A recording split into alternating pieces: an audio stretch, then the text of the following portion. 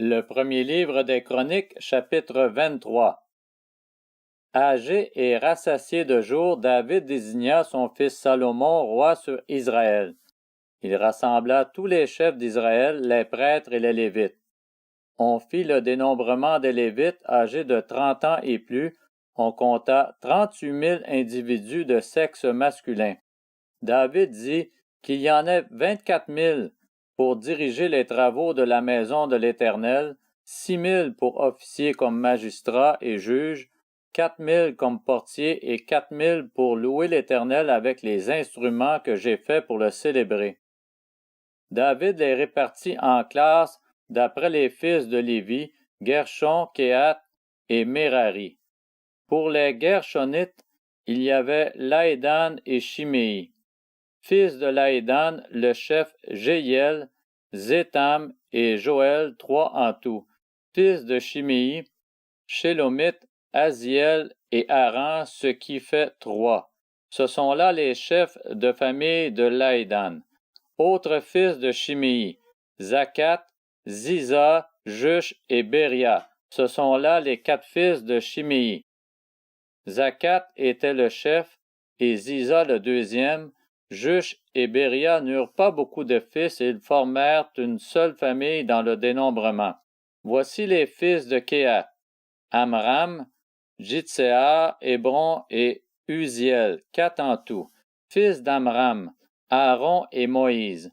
Aaron fut mis à part pour être consacré au lieu très saint avec ses descendants pour toujours.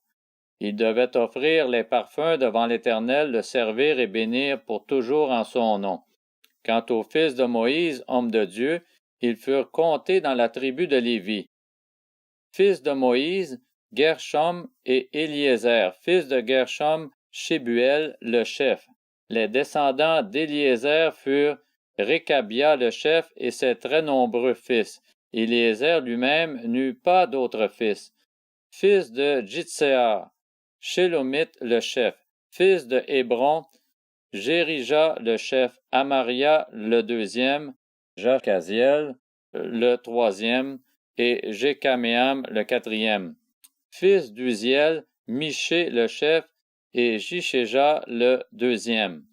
Voici les fils de Merari, Malkli et Mushi. Fils de Makli, Éléazar et Kis. Éléazar mourut sans avoir de fils, mais il eut des filles qui épousèrent les fils de Kis, leur cousin.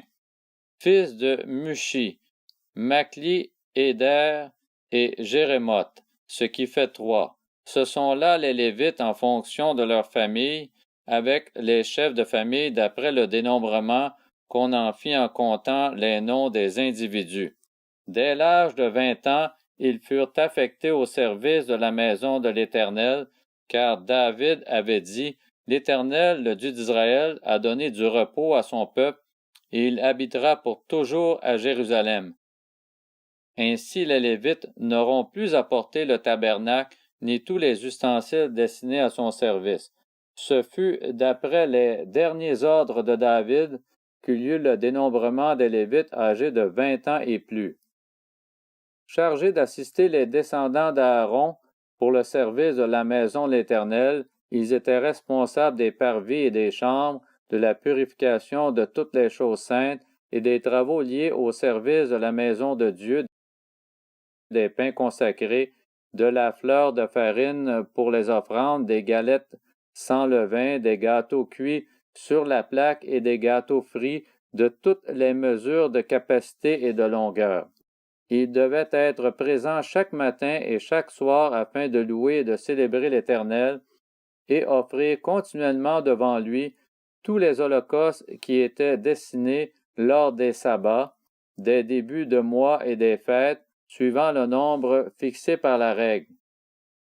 Ils veillaient sur la tente de la rencontre, sur le sanctuaire et sur les descendants d'Aaron leur frère pour le service de la maison de l'Éternel.